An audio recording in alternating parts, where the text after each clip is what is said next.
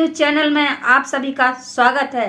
मैं रेखा कश्यप मौजूद हूं आपके इलाके की घटनाओं, शासन प्रशासन तथा आम आवाम की हर छोटी बड़ी खबर के साथ। देखते रहें आम आवाम। छठी मैया की आस्था को देखते हुए इस बार दिल्ली सरकार ने यमुना के दोनों किनारों पर छठ घाट बनाने का फैसला किया, जिसके चलते साफ सफाई और सुरक्षा की पूरी व्यवस्था घाटों पर की गई है। इस दौरान यहां पर करावल नगर के विधायक और दिल्ली सरकार के मंत्री कपिल मिश्रा ने कई बार दौरा किया और क्षेत्र के निगम पार्षद सोनी अनुपम पांडे अपने साथियों के साथ जी जान से व्यवस्था उपलब्ध कराने में जुटे रहे। देखिए ये रिपोर्ट।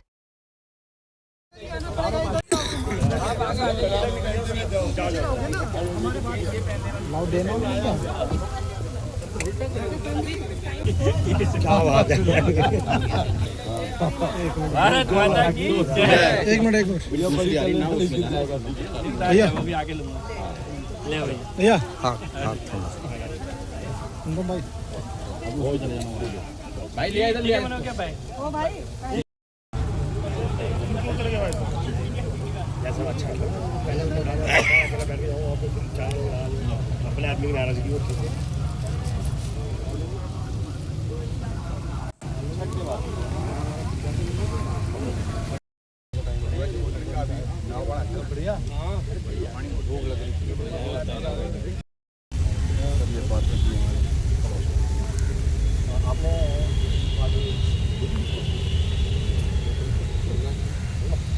अब आप ये बताओ चेंजिंग रूम वगैरह किधर बनवा रहे हो? उन्हें कवर कराना ऊपर से बोलेगा यहीं से पत्थर नहीं उसको ऊपर से कवर कराना है। ठीक है डन।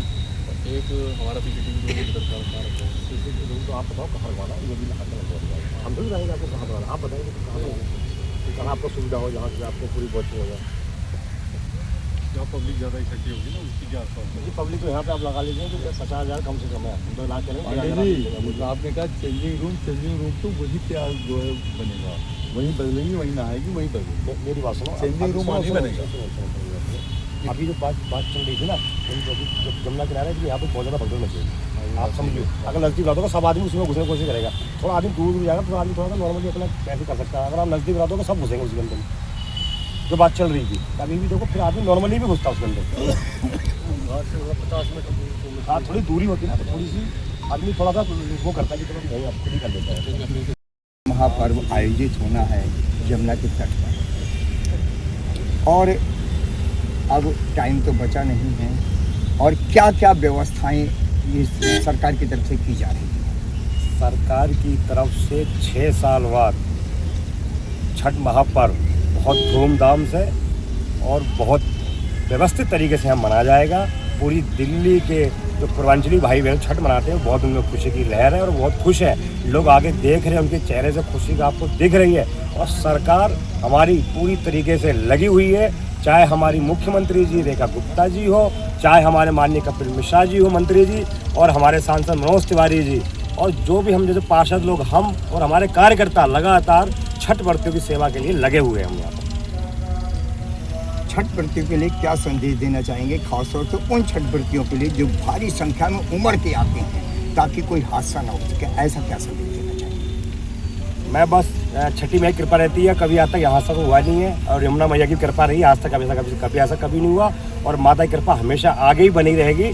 और मैं बस यही संदेश देना चाहता हूँ कि सब हम लोग मिलजुल के और भाईचारे के साथ बिना किसी पार्टी पॉलिटिक्स के हम लोग यहाँ के छठ मनाएं, क्योंकि हम सबका उद्देश्य एक ही है। जैसे अभी हमारी बात हो रही थी कि एक ही जगह पे हम लोग क्या नाम अपना टेंट लगा रहे हैं और सारे लोग मिलकर वहीं सबकी सेवा करेंगे छठ व्रतियों। यमुना भैया की जय। अमर राय जी, बिहार से पूजा जाने वाला छठ महापर्व आज दिल्ली की गलियों में यमुना के तट पर पहुंच चुका है। क्या कहना चाहेंगे उन छठ व्रतियों को? देखिए पहले तो छठ पर्व की बहुत बहुत शुभकामनाएं। छठ पर्व जो है ना और छठ मैया की ऐसी कृपा रही कि आज दिल्ली के अंदर पूर्वांचल समाज के हर व्यक्ति को पहले उसका मान सम्मान दिल्ली सरकार ने लौटाया।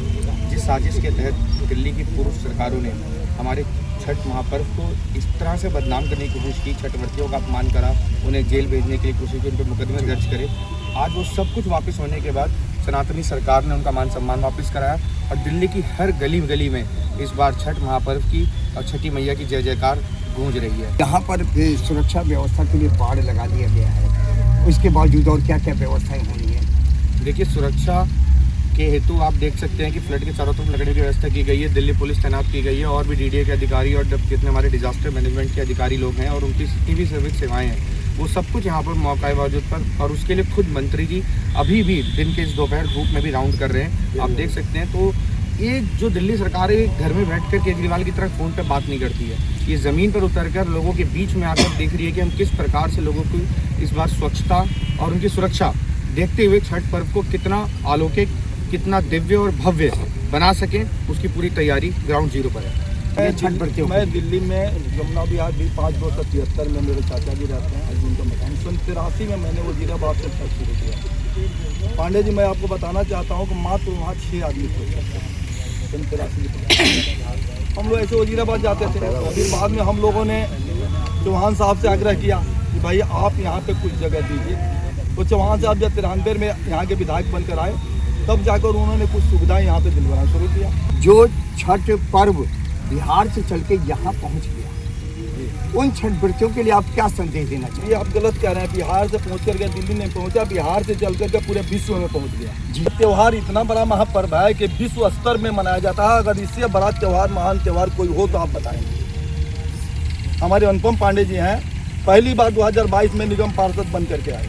उन्होंने कहा पांडे जी एक मैं मन्नत माना हूँ, बेगर गवर्नमेंट, बेगर सरकार का कोई खर्चा, यहीं पर डीडीए प्लाट जो है 1400 गज है ना, 1400 गज में इतना वहाँ खड़े नहीं हो सकते थे, लेकिन उसको इन्होंने सफाई करवाया और 1400 गज प्लाट में कृत्रिम घाट जैसे बनता ना, इस प्रकार इन्होंने भाई अपने खर्चे से करवाया। हमारी छठ पूजा समिति हमेशा हमेशा के लिए अनुपम पांडे जी का आभार है। बस छठ महापर्व कुछ ही समय के बाद बड़े धूमधाम से मनाया जा रहा है, श्रद्धा और आस्था का पर्व। क्या कहेंगे? छठ पर्व की आस्था में यह सच्चाई है कि जब केजरीवाल सरकार ने छठ को घाट पे मनाना बंद कर दिया और जो मनाने आए उनके ऊपर FIR दर्ज हुआ तो सरकार सत्ता से चली गई और सत्ता में वो भाजपा की सरकार, भगवा सरकार आई है जो आज घाट पे पूरा तंत्र लगा हुआ है आदरणीय मुख्यमंत्री रेखा गुप्ता जी का, और यहाँ से आगे सवापुर के वहाँ घाट तक पूरा बैरिकेड लगा करके अभी DGP साहब भी आए थे और एक पल पल का निरीक्षण कर रहे हैं। सारी सुविधा बन रही है ताकि किसी छठ व्रती को जो दंडवत प्रणाम करते हुए आए हैं वहाँ पर मिट्टी डाली जा रही है ताकि कोई अड़चन ना आए और छठ व्रती पूजा कर सकें, जो पूरी दुनिया में मनाया जा रहा है। एक अनोखा पर्व है, हम अभिनंदन करते हैं सरकार का। मैं आप लोगों से स्पष्ट शब्दों में कहना चाहता हूँ, पहले की सरकार 10 साल 11 साल की केजरीवाल सरकार और भाजपा के रेखा गुप्ता की सरकार 7 महीने की सरकार में फ़र्क साफ नज़र आ रहा होगा। आप ग्राउंड पे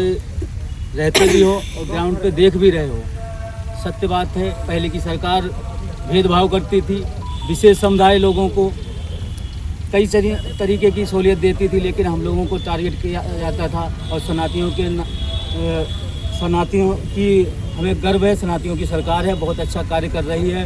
और ये तो सरकार ऐसी है कि हर धर्म को सबका साथ सबका विकास लेके चलती है, लेकिन आगे की सरकार कई खामियां थी उसमें। हमारी सरकार अच्छी काम कर रही है, हमें भी गर्व होता है इस सरकार के, हम भी हिस्सा हैं। छठ पर्व मनाया जा रहा है, बहुत धूमधाम से मनाया। इस बार का छठ पर्व अनोखा होगा दिल्ली में। क्या कहना चाहेंगे उन छठ व्रतियों के लिए जिनकी सेवा में आप खुद खड़े दिखाई देते हैं? मैं Sher Bahadur Verma, residents welfare association A block Sonia Vihar का मैं प्रधान हूँ, और मैं सन 1984 से यहाँ पर पंडाल लगा रहा हूँ यमुना तट पर।